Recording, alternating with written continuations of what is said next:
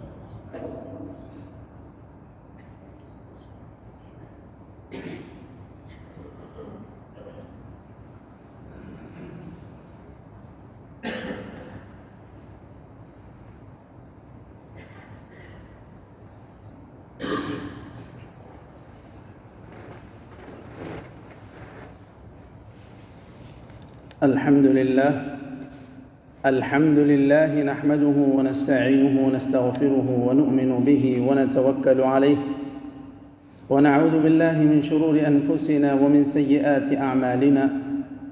من يهده الله فلا مضل له، ومن يضلله فلا هادي له، وأشهد أن لا إله إلا الله وحده لا شريك له، وأشهد أن محمدًا عبده ورسوله أرسله بالحق بين يدي الساعة بشيرا ونذيرا.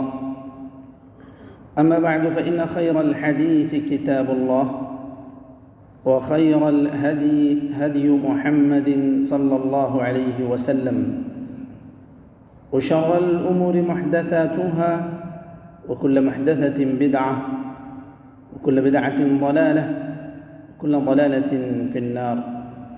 أعوذ بالله من الشيطان الرجيم.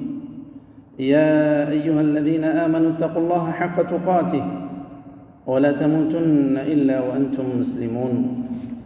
وقال تعالى: يا أيها الناس اتقوا ربكم الذي خلقكم من نفس واحدة وخلق منها زوجها وبث منهما رجالا كثيرا ونساء، واتقوا الله الذي تساءلون به والأرحام، إن الله كان عليكم رقيبا. وقال تعالى: يا أيها الذين آمنوا اتقوا الله وقولوا قولا سديدا يصلح لكم أعمالكم ويغفر لكم ذنوبكم، ومن يطع الله ورسوله فقد فاز فوزا عظيما.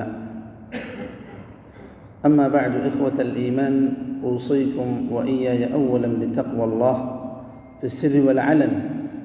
وبعد، سنتحدث في هذه الخطبة حول موضوع فضائل آل البيت. إخوة الإيمان، إن من علامات الإيمان محبة الله ومحبة رسوله صلى الله عليه وسلم وطاعته. قال الله تعالى: قل إن كنتم تحبون الله فاتبعوني يحببكم الله ويغفر لكم ذنوبكم. وقال عليه الصلاة والسلام: لا يؤمن أحدكم حتى أكون أحب إليه من والده وولده والناس أجمعين. رواه البخاري. إخوة الإيمان، ومن علامات محبة النبي صلى الله عليه وسلم طاعته فيما أمر، ومحبة من أحب النبي صلى الله عليه وسلم، ومنهم آل بيته صلى الله عليه وسلم، وهم من تحرم عليهم الصدقة من بني هاشم من آل علي وآل جعفر وآل عقيل وآل عباس. هؤلاء هم من تحرم عليهم الصدقة، وهم آل بيت النبي صلى الله عليه وسلم. فعن الحسن بن علي رضي الله عنه أنه أخذ تمرة من تمر الصدقة فجعلها في فيه، فقال النبي صلى الله عليه وسلم: كخ كخ، أما علمت أنا لا نأكل الصدقة؟ رواه البخاري في صحيح. إخوة الإيمان، إن لآل بيت النبوة علينا حقوقا عظيمة يجب مراعاتها والقيام بها. ومن فضائل آل بيت النبي صلى الله عليه وسلم أن النبي صلى الله عليه وسلم علمنا الصلاة وصلى فيها على آل بيته. ومن فضائلهم أن الله تعالى خص في آية التطهير فقال: إنما يريد الله ليذهب عنكم الرجس أهل البيت ويطهركم تطهيرا. وأما بالنسبة لحقوق آل بيت النبي صلى الله عليه وسلم فمنها أولاً محبتهم وإجلالهم، فقد قال النبي صلى الله عليه وسلم: ألا أيها الناس، إنما أنا بشر مثلكم، يوشك أن يأتي رسول ربي فأجيب، وأنا تارك فيكم ثقلين، أولهما كتاب الله فيه الهدى والنور، فحث على كتاب الله ورغب فيه، وقال: فخذوا بكتاب الله واستمسكوا به. ثم قال: وأهل بيتي أذكركم الله في أهل بيتي، أذكركم الله في أهل بيتي، أذكركم الله في أهل بيتي. رواه مسلم في صحيح.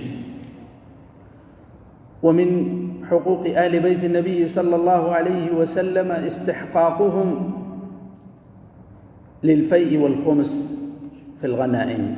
قال تعالى: واعلموا أنما غنمتم من شيء فأن لله خمسه وللرسول ولذي القربى. ومن حقوق آل بيت النبي صلى الله عليه وسلم مجالستهم والبر بهم والأخذ عنهم وتطيب خاطرهم، لأن هؤلاء من آثار النبي صلى الله عليه وسلم. ويشترط لهذه الحقوق صحة انتسابه لرسول الله صلى الله عليه وسلم في النسب.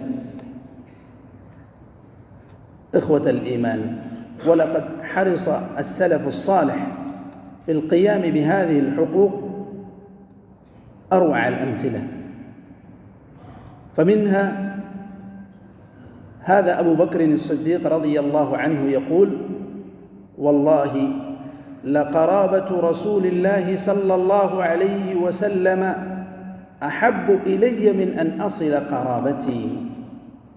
وهذا عمر بن الخطاب رضي الله عنه يقول: والله لإسلام العباس بن عبد المطلب أحب إلي من إسلام الخطاب، يعني والده، لأن إسلام العباس قد أحب رسول الله صلى الله عليه وسلم من إسلام الخطاب.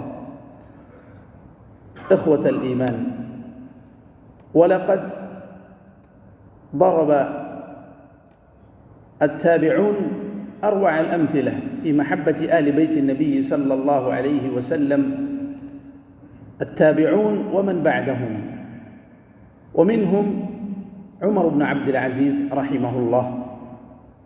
فلقد حضر عبد الله بن الحسن بن الحسين بن علي بن أبي طالب عنده، فلما رآه قال: إن كانت لك حاجة فأرسل إلي أو اكتب، فإني أستحيي من الله أن يراك على بابي. أقول قولي هذا وأستغفر الله لي ولكم ولسائر المسلمين فاستغفروه إنه هو الغفور الرحيم.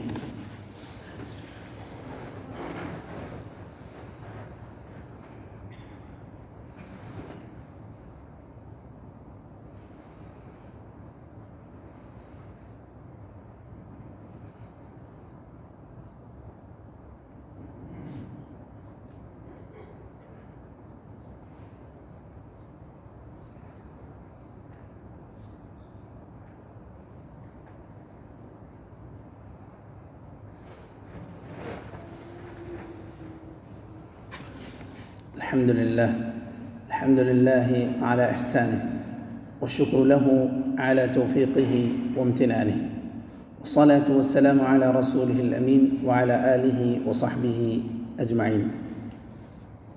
أما بعد، إخوة الإيمان، ومن الأمثلة الرائعة في توقير آل بيت النبي صلى الله عليه وسلم ما فعله الإمام أحمد بن حنبل رحمه الله حينما ابتلي في فتنة خلق القرآن وضرب، ولما قطع الحجة على أحمد بن أبي دؤاد أمر الخليفة العباسي الواثق بأن يقطع قيد الشيخ.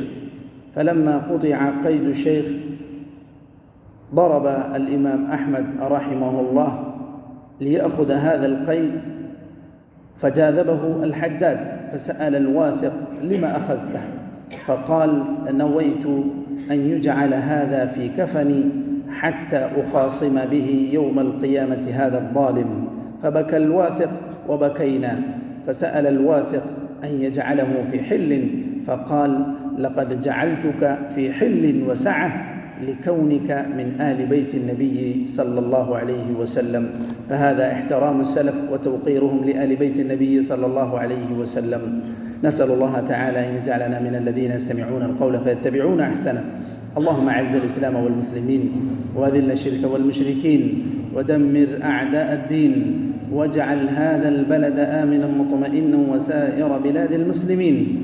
اللهم من أراد الإسلام والمسلمين بسوء فأشغله بنفسه، واجعل كيده في نحره يا قوي يا عزيز. اللهم انصر المجاهدين في سبيلك في كل مكان. اللهم انصر إخواننا المستضعفين في فلسطين. اللهم كن لهم ناصر ومعينا يا ذا الجلال والإكرام. اللهم داوي جرحاهم، اللهم فك أسراهم. اللهم عليك بالأعداء اليهود الغاصبين المحتلين فإنهم لا يعجزونك. اللهم خذهم أخذ عزيز مقتدر. اللهم خذهم أخذ عزيز مقتدر. اللهم اكفنا بحلالك عن حرامك، وأغننا بفضلك عمن سواك. اللهم إنا نسألك الهدى والتقى والعفاف والغنى. اللهم إنا نسألك الجنة وما قرب إليها من قول وعمل، ونعوذ بك من النار وما قرب إليها من قول وعمل. اللهم ادفع عنا الغلا والربا والوباء والزلازل والمحن. اللهم أغثنا، اللهم أغثنا، اللهم أغثنا. اللهم اسقنا غيثا مغيثا مريعا مريعا نافعا غير ضار عاجلا غير آجل. اللهم اسق عبادك وبهائمك، وانشر رحمتك، وأحي بلدك الميت. اللهم اقض الدين عن المدينين، واشف مرضانا ومرضى المسلمين، وارحم موتانا وموتى المسلمين. اللهم اغفر لهم وارحمهم وعافهم واعف عنهم، وأكرم نزلهم ووسع مدخلهم، واغسلهم بالماء والثلج والبرد، ونقهم من الذنوب والخطايا كما ينقى الثوب الأبيض من الدنس. عباد الله، إن الله وملائكته يصلون على النبي يا أيها الذين آمنوا صلوا عليه وسلموا تسليما. اللهم صل وسلم وبارك وأنعم على حبيبك محمد. ورضى اللهم عن الخلفاء الراشدين أبي بكر وعمر وعثمان وعلي وعن سائر صحابة نبيك أجمعين، وعنا معهم بعفوك وكرمك وجودك يا أكرم الأكرمين. عباد الله، إن الله يأمر بالعدل والإحسان وإيتاء ذي القربى وينهى عن الفحشاء والمنكر والبغي يعظكم لعلكم تذكرون. واذكروا الله يذكركم وادعوه يستجب لكم ولذكر الله أكبر والله يعلم ما تصنعون. واقم الصلاة.